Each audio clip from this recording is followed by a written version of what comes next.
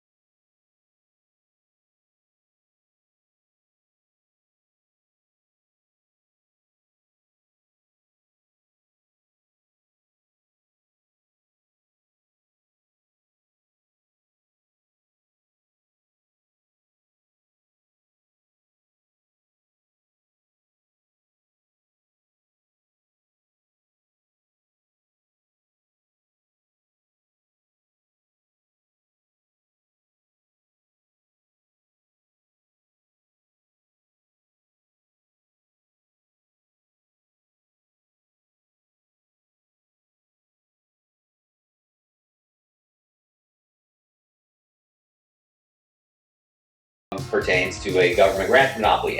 Most of the time that it's used to mean big and successful companies. Now people just use the word to mean anything big, like, oh, all these companies are monopolies.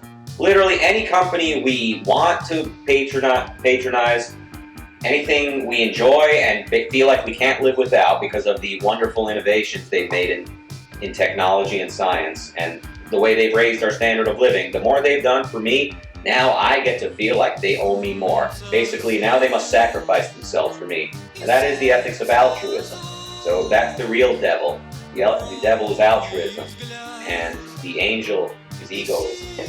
so. Let's look at like the ego, like Alphabet or Google. It's a good example you were talking about earlier. Just this idea that Google or even Facebook can control so much of this new thing we basically created. And maybe you go to India, Facebook is giving internet for free to people, but it's only Facebook, so it's their network. So where's the limit on? Is that good? Is there a problem with that? Are there solutions? I've never heard of this, or I guess I've heard of it. Like Facebook giving away free internet. Like, obviously they're not forcing anybody to use it, but like, how can anyone have a problem with that?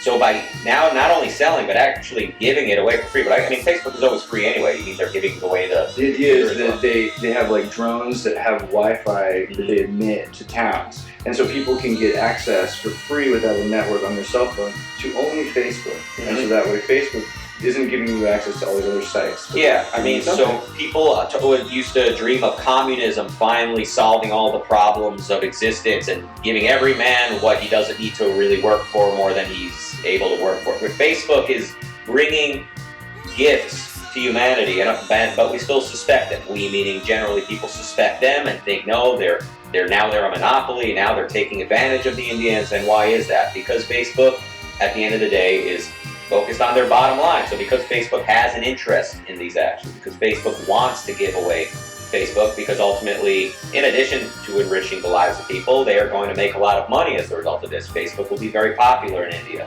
for a long time, and maybe other things. Maybe they've got all type of advertising stuff. They're collecting data, which is what websites do. They're collecting data, which they then sell to advertisers. I mean, this is the model of the future. You know, we don't need to fill up polls anymore. We're able to have our information sold to advertisers, who then do what? Force themselves upon us, hold us down, and make us their bitch? No, they sell us stuff. They offer us stuff. But you know, here comes the importance of understanding free will. That I have the ability to decide what I want, to focus, to decide what I want to buy, and what I want to spend my hard-earned money on, and what I want to work towards. So, you know, miss me with the whole like, oh, people can't decide what they want to buy. Advertisers brainwash them. That's not the way I see it. So the proletariat we've addressed pretty decently, but what about like entrepreneurs in general? So I mean, often a big part of the competition is to defeat. It's not just to win; it's for others to lose. What about that? Like, are these companies making it harder because there's no equal playing field? I mean, if it's unregulated, it's absolutely free, and they don't need other people to fail. I mean, their job is to produce and to sell and to trade, and if they're not getting any special favors from the government and they're not shaking anybody down in any illegal way, then it's perfectly fair. And you might say, well, I want to create a new social network and be on Facebook's level. I mean, we all want lots of things. I want to be 6'8". You can want it all you want, but you have to look at reality and say, like, what's possible? It's not possible for me to compete with Facebook tomorrow, but I can create something even cooler than Facebook, and maybe it'll catch on with some people. Maybe I could link up with someone who's really good at growing social media. Maybe someone who used to work at Facebook wants to help me grow this thing. We could end up making a lot of money. We could end up selling what we created to Facebook, and now Facebook is like Facebook Plus. They become cool. I don't know, there's a million different options you have in life, but I mean, you know, you don't look at the world by asking, if that big company over there is succeeding, then someone must be losing, so how can we balance it out? No, that's none of my business. My question is, what kind of civilization do I need to live in to live the life that I want? So more free civilization. So okay, last little bit then, what do we do to get there? What's the first steps that we can take to start moving away from a despotic civilization that interrupts free enterprise and free trade between mutually agreeing voluntary parties? I mean, I think despotic might be a bit of a strong word. As much as I hate what the government does, I think that the government, in a lobby system such as ours, the government represents the people who voted for them or who are in their district. They represent people which is most people that want a lobby system. They represent people that want the government to look out for them, not just protect their rights, but bring the jobs back or give them entitlements or protect them from unfair competition, so to speak, or whatever, enforce Christian ethics on the household or to provide public education and put more money into it. So all these ways that the government plays lobby sort of crony master, which is what regulation and subsidies bring us. They bring us a lobby system where the government's picking winners and losers. This is what people want, and that's exactly what the government gives, and then everyone gets mad at the government. So what we need to rethink what is the purpose of government, and that question only really comes up once we answer, what is the nature of man? And the only way to really answer that in the most confident sense is to first-handedly look at the world and say, like, who am I? What do I see? What do I know? How do I know it? What do I want? What should I do? And how should I deal with you as another person? See, these are the questions of philosophy. They deal with fundamentals.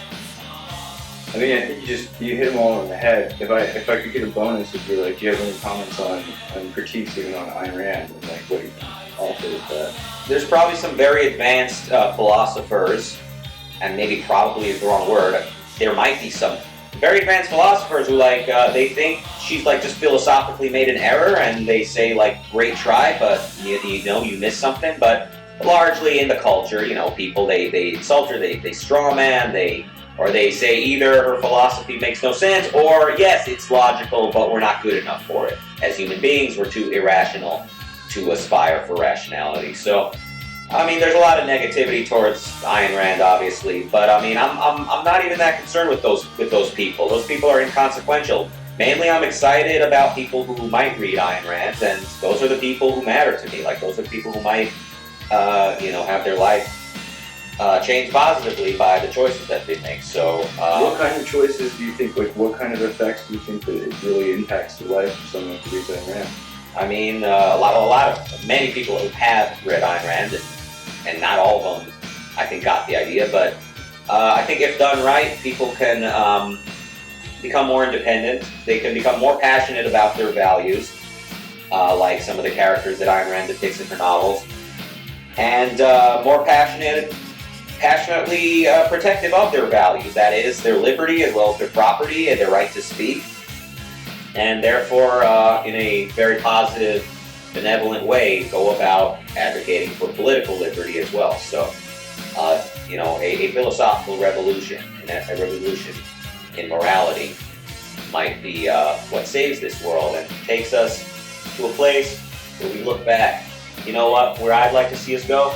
I want to get to a place where people watch the Jetsons on TV and they think they're watching the Flintstones. That's beautiful, actually. We can get there. Well, where are we going to find more of you, Rucka Rucka? I guess on YouTube for now. Alright, well, make sure you check them out. And keep being an advanced philosopher. We'll really do this. Did you say I'm an advanced philosopher? You are now. I don't think I'm technically a philosopher at all. Really? Do you not love wisdom? I do love wisdom. In that sense, we are like a couple of Greek guys in togas getting to be philosophers. On beanbags. That's right. Projector. And why not?